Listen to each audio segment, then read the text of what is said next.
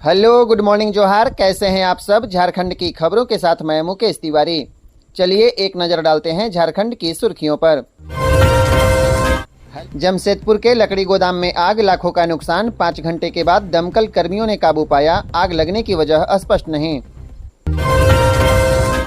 गिरिडीह में चाल धंसने से 2 महिला की मौत, 1 घायल। अवैध माइका खनन के दौरान हुआ हादसा। 100 को रात में लेकर भाग रहे थे लोग।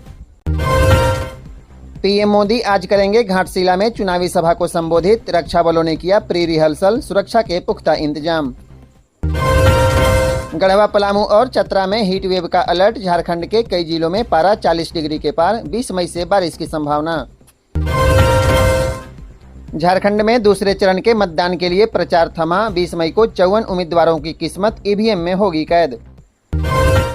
चलिए जानते हैं खबर अब विस्तार से। इससे पहले अगर आप हमारे चैनल पर नए हैं तो सब्सक्राइब जरूर करें। झारखंड संयुक्त प्रवेश प्रतियोगिता परीक्षा का रिजल्ट जारी। कृषि संबंधित पाठ्यक्रमों में दाखिला लेने वाले ऐसे देखे परिणाम। झारखंड संयुक्त प्रवेश प्रतियोगिता परीक्षा 2024 का परीक्षाफल जारी कर दिया गया। परीक्षा परिणाम कृषि और अन्य समवर्गीय पाठ्यक्रमों के लिए है। परीक्षार्थी अपना रिजल्ट आयोग की आधिकारिक वेबसाइट www.jceceb.jharkhand.gov.in पर रिजल्ट कॉलम में जाकर देख सकते हैं। परीक्षा का आयोजन 28 अप्रैल को हुआ था, जबकि 30 अप्रैल को 4 सेटों में आंसर की पर्षद की वेबसाइट पर डाला गया था। आपको बता दें, इस बार परीक्षाफल को अधिक पारदर्शी बनाने के उद्देश्य से सभी परीक्षार्थियों के आंसर OMR शीट को स्कैन कर वेबसाइट पर अपलोड कर दिया गया है, जिसे 18 मई से डाउनलोड किया जा सकता है। परीक्षा में उत्तीर्ण छात्र छात्राओं को झारखंड में स्थित कृषि विश्वविद्यालय में नामांकन मिलेगा। झारखंड हाई कोर्ट में 20 मई से छुट्टी, 12 दिन वेकेशन कोर्ट में होगी सुनवाई। झारखंड हाई कोर्ट में 20 मई से 7 जून तक यानी कुल 20 दिनों का समर वेकेशन है। हालांकि इस दौरान करीब 12 दिन सिर्फ महत्वपूर्ण मामलों की सुनवाई की जाएगी। समर वेकेशन के दौरान 3 फेज में हाई कोर्ट में सुनवाई होगी। वेकेशन कोर्ट में पहले सप्ताह 21 मई से 24 मई तक सिंगल बेंच और डबल बेंच बेहद जरूरी सिविल और क्रिमिनल मामलों की सुनवाई करेगी। इसके बाद दूसरे सप्ताह में यानी 28 मई से 31 मई तक सिंगल बेंच और डबल बेंच में बेहद जरूरी सिविल और क्रिमिनल मामलों की सुनवाई होगी। वहीं अंतिम सप्ताह यानी 4 जून से 7 जून तक मुकदमों की सुनवाई की जाएगी। झारखंड में दूसरे चरण के मतदान के लिए प्रचार थमा। 20 मई को 54 उम्मीदवारों की किस्मत ईवीएम में होगी कैद। लोकसभा चुनाव के 5वें और झारखंड में दूसरे चरण के मतदान के लिए चुनाव प्रचार थम गया। 20 मई को राज्य के 3 सीटें हजारीबाग, कोडरमा और चतरा में मतदान होगा। सुबह 7 बजे से शाम 5 बजे तक इन सीटों पर वोटिंग होगी। शनिवार शाम तक सभी प्रत्याशियों ने मतदाताओं को अपने पक्ष में करने के लिए पूरा जोर लगाया। अब प्रत्याशी रविवार को केवल डोर टू डोर जनसंपर्क अभियान करेंगे। राज्य निर्वाचन आयोग ने शांतिपूर्ण और स्वच्छ तरीके से लोकसभा चुनाव निपटाने के लिए सारी तैयारियां पूरी कर ली है। इसे लेकर सुरक्षा के भी पुख्ता इंतजाम है। 3 सीटों के 54 उम्मीदवारों की किस्मत 20 मई को ईवीएम में कैद हो जाएगी। इनमें सबसे अधिक 22 प्रत्याशी चतरा संसदीय सीट से चुनाव लड़ रहे हैं। वहीं हजारीबाग में 17 और कोडरमा में 15 प्रत्याशियों के बीच मुकाबला होगा। उधर गांडेय विधानसभा उपचुनाव के लिए कुल 11 उम्मीदवार चुनावी मैदान में हैं। झारखंड राज्य निर्वाचन आयुक्त के रवि कुमार ने बताया है कि हजारीबाग, चतरा और कोडरमा में 6705 बूथों पर वोट डाले जाएंगे। 20 मई को गांडेय विधानसभा का उपचुनाव संपन्न होगा। इसके लिए 375 बूथ बनाए गए हैं। इन बूथों पर मतदाता सांसद और विधायक दोनों ही पदों के लिए अलग अलग ईवीएम में वोट डालेंगे। गिरिडीह में चाल धंसने से 2 महिला की मौत, 1 घायल। अवैध माइका खनन के दौरान हुआ हादसा। 100 को रात में लेकर भाग रहे थे लोग। गिरिडीह के गांवा थाना क्षेत्र के परसौनी में अवैध माइका उत्खनन के दौरान 2 महिलाओं की मौत हो गई, जबकि 1 घायल है। मृत महिला की पहचान गोविंदपुर बिहार थाना क्षेत्र की फुलवा देवी 30 वर्ष, पति संजय रविदास, गांवा थाना क्षेत्र के बिरने निवासी टूनी देवी, पति सुखदेव रविदास के रूप में की गई है। घटना में परसौनी निवासी गीता देवी, पति मनोज रविदास घायल हो गए। बताया जाता है कि शुक्रवार को माइका खनन के दौरान यह घटना घटी है और घटना को दबाने का प्रयास होता रहा। 100 को रात में बाइक से लेकर लोग भागना चाह रहे थे, लेकिन पुलिस गश्ती वाहन को देखकर इधर उधर भागने लगे, जिसके बाद पुलिस ने 100 बरामद किया और जांच में जुट गई है। आपको बता दें, 14 मई को भी चाल धंसने से तराई में एक बच्चे की मौत हो गई थी। उस मामले में भी खदान संचालक ने मामले का रफा दफा करते हुए 100 का ठिकाना लगा दिया था। बाद में पुलिस भी पहुंची थी, लेकिन 100 को बरामद नहीं कर पाया। प्रधानमंत्री मोदी आज करेंगे घाटशिला में चुनावी सभा को संबोधित। रक्षा बलों ने किया प्री रिहर्सल, सुरक्षा के पुख्ता इंतजाम। जमशेदपुर लोकसभा सीट के लिए आगामी 25 मई को चुनाव होना है। जमशेदपुर लोकसभा के 6 विधानसभा क्षेत्रों में कुल 18 लाख से ज्यादा वोटर मौजूद हैं। वहीं झारखंड मुक्ति मोर्चा का गढ़ माना जाने वाले घाटशिला विधानसभा क्षेत्र में रविवार को पीएम नरेंद्र मोदी चुनावी जनसभा को संबोधित करने के लिए पहुंच रहे हैं। प्रधानमंत्री रविवार को 19 मई की सुबह 11 बजे घाटशिला के मऊ भंडार स्थित ताम्र मैदान पहुंचेंगे, जहां से वह जमशेदपुर लोकसभा के सांसद प्रत्याशी विद्युत बरन महतो के समर्थन में चुनावी सभा को संबोधित करेंगे। प्रधानमंत्री नरेंद्र मोदी की सभा को सफल और ऐतिहासिक बनाने के लिए प्रदेश भाजपा की तैयारी लगभग पूरी हो चुकी है। चुनावी सभा में पूरे कोल्हान से 1 लाख लोगों से ज्यादा की भीड़ जुटने का अनुमान है। धनबाद लोकसभा सीट पर विधायक और विधायक पत्नी के बीच मुकाबला। सुनैना किन्नर समेत 25 प्रत्याशी मैदान में। झारखंड की धनबाद लोकसभा सीट पर इस बार विधायक और विधायक पत्नी के बीच मुकाबला होगा। चुनाव के मैदान में सुनैना किन्नर भी ताल ठोक रही है। झारखंड में धनबाद एकमात्र लोकसभा सीट है जहां सभी थ्री लिंग यानी पुरुष, महिला और थर्ड जेंडर के उम्मीदवार भाग्य आजमा रहे हैं। धनबाद लोकसभा सीट पर भारतीय जनता पार्टी के विधायक ढुल्लू महतो पहली बार लोकसभा चुनाव लड़ रहे हैं, जबकि उनके मुकाबले कांग्रेस पार्टी के विधायक अनूप सिंह की पत्नी अनुपमा सिंह को इंडिया ने संयुक्त रूप प्रत्याशी बनाया है। इन दोनों प्रमुख उम्मीदवारों के अलावे 23 प्रत्याशी और मैदान में हैं। इनमें से 20 धनबाद जिले के हैं तो 5 बोकारो जिले के रहने वाले हैं। इनमें 3 महिला उम्मीदवार भी भाग्य आजमा रही हैं। जमशेदपुर के लकड़ी गोदाम में आग, लाखों का नुकसान। 5 घंटे के बाद दमकल कर्मियों ने काबू पाया। आग लगने की वजह स्पष्ट नहीं। जमशेदपुर के बर्मा माइंस स्थित लकड़ी गोदाम में शनिवार की सुबह भीषण आग लग गई। आग इतनी भयंकर थी कि इसकी लपटें दूर से दिख रही थी। आसमान में धुएं का गुब्बारा छा गया। फिलहाल 5 घंटे की मशक्कत के बाद दमकल की कई गाड़ियों ने आग पर काबू पा लिया। इस घटना में लाखों के नुकसान की खबर है।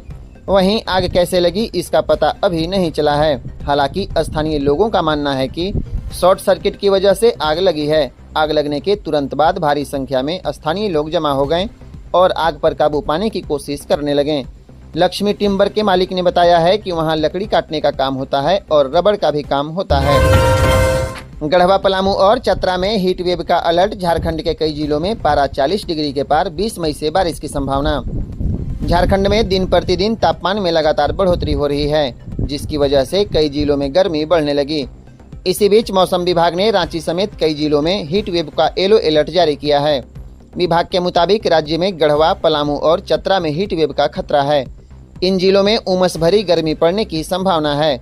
राज्य के उत्तर पूर्वी, दक्षिण और निकटवर्ती मध्य भाग में हल्के गर्जन के साथ बारिश की संभावना है।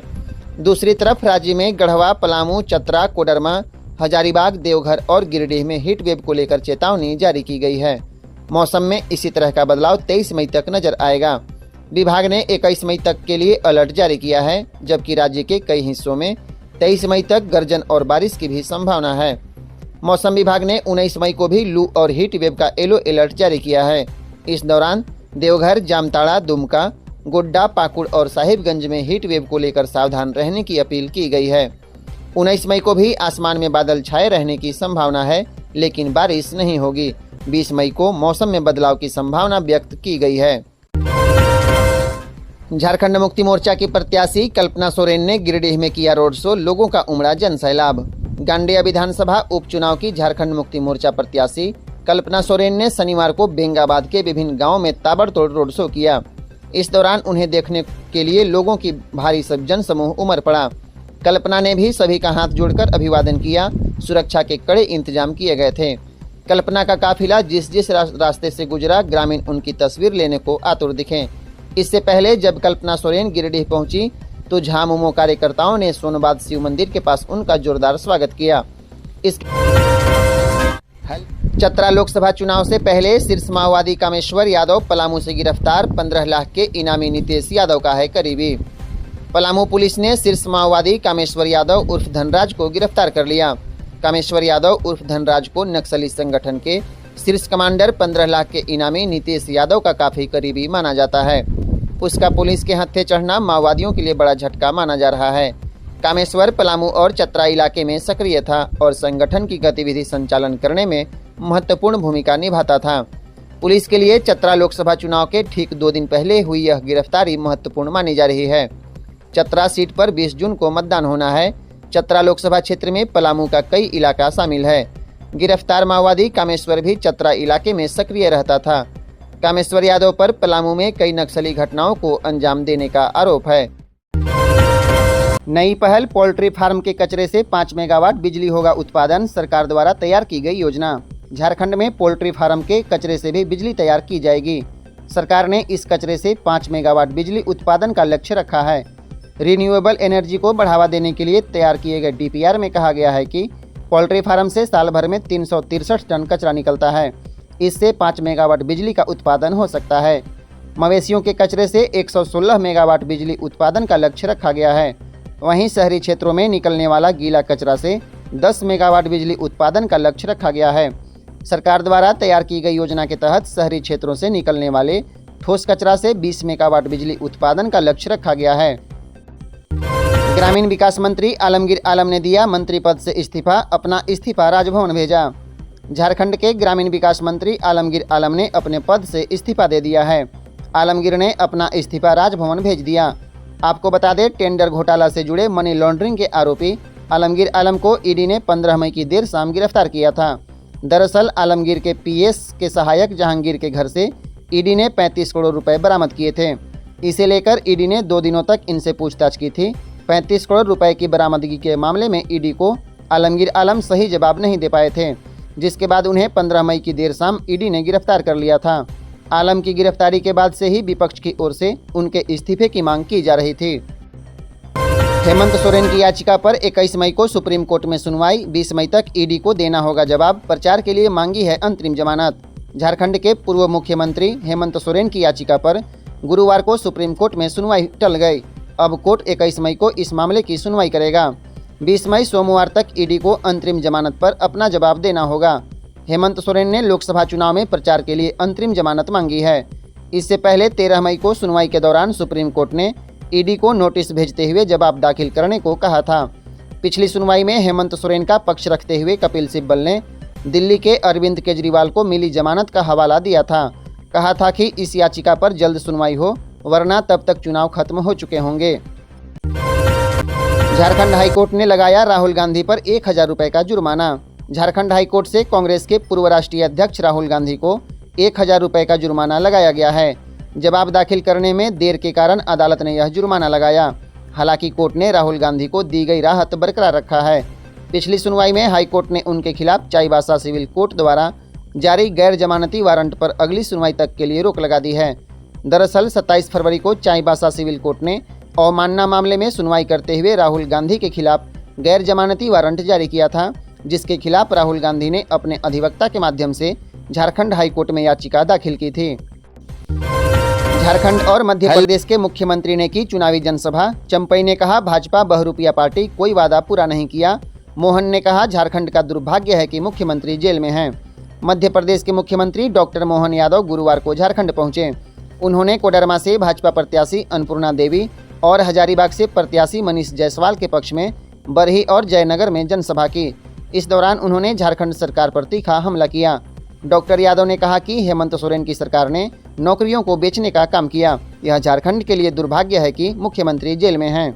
इधर झारखंड के मुख्यमंत्री चंपई सोरेन ने कहा है कि भाजपा बहुरूपिया पार्टी है। भाजपा ने 2014 में जो वादा किया था उनमें से एक भी पूरा नहीं किया। 400 पार के नारे भी अब मायूसी छा गई है। वे गुरुवार को गांडेय प्रखंड के जोधपुर में सभा को संबोधित कर रहे थे। पलामू में 16 वर्षीय छात्रा से सामूहिक हैवानियत। रामगढ़ थाना क्षेत्र की घटना, 4 आरोपी गिरफ्तार। पलामू जिले के रामगढ़ थाना क्षेत्र में शौच के लिए घर से बाहर निकली 16 वर्षीय छात्रा से सामूहिक हैवानियत की घटना हुई है। घटना 16 मई की अहले सुबह हुई। 6 युवकों ने 16 वर्षीय छात्रा को पहले कब्जे में लिया, फिर सुनसान जगह पर ले जाकर बारी बारी से उसके साथ हैवानियत की घटना को अंजाम दिया और मौके से फरार हो गए। पीड़िता द्वारा मामला दर्ज कराते ही पुलिस सक्रिय हुई और तत्काल कार्रवाई करते हुए 4 आरोपियों को गिरफ्तार कर लिया है। गिरफ्तार सभी आरोपी 20 से 22 साल के बीच के हैं और 2 आरोपी फरार हैं। उनकी गिरफ्तारी में पुलिस जुटी हुई है। गिरफ्तार 4 आरोपियों को शुक्रवार को मेडिकल जांच के बाद न्यायिक हिरासत में भेज दिया गया, जबकि पीड़िता की मेडिकल जांच एवं न्यायालय में 164 का बयान दर्ज कराया गया है। वन विभाग की अपील, जानवरों का न करे शिकार। सेंद्रा पर्व हो रहा शुरू। 20 मई को आदिवासी समाज मनाएगा सेंद्रा। आगामी 20 मई को आदिवासी समाज के लोगों द्वारा दलमा के जंगलों में सेंद्रा पर्व मनाया जाएगा। इसे लेकर वन विभाग ने सेंद्रा पर्व पर जानवरों का शिकार नहीं करने की अपील की है। सीसीएफ ने कहा है कि शिकार पर्व आदिवासी समाज के लोग परंपरा के रूप में मनाएं। जंगल में जाकर पूजा पाठ करें, लेकिन जंगली जानवरों का शिकार न करें, इससे अपना ही नुकसान होगा। सेंद्रा पर्व मनाने की परंपरा काफी पुरानी है, इसलिए इस परंपरा को रोका नहीं जा सकता, लेकिन जंगली जानवरों का शिकार नहीं होने पर भी काम किया जा रहा है। उन्होंने बताया कि पहले के मुकाबले पर्व के दौरान जानवरों के शिकार में काफी कमी आई है। इस बार कुल 17 चेक नाके बनाए गए हैं, जहां से वन विभाग सेंद्रा बीरों पर नजर बनाए रखेगा। रांची सिविल कोर्ट की महिला अधिवक्ता को पीएलएफआई उग्रवादी संगठन के नाम से धमकी। रांची सिविल कोर्ट की महिला अधिवक्ता को पीएलएफआई उग्रवादी संगठन के नाम से धमकी दी गई है। अधिवक्ता ज्योति आनंद के व्हाट्सएप नंबर पर पीएलएफआई का पर्चा भेजकर धमकी दी गई है।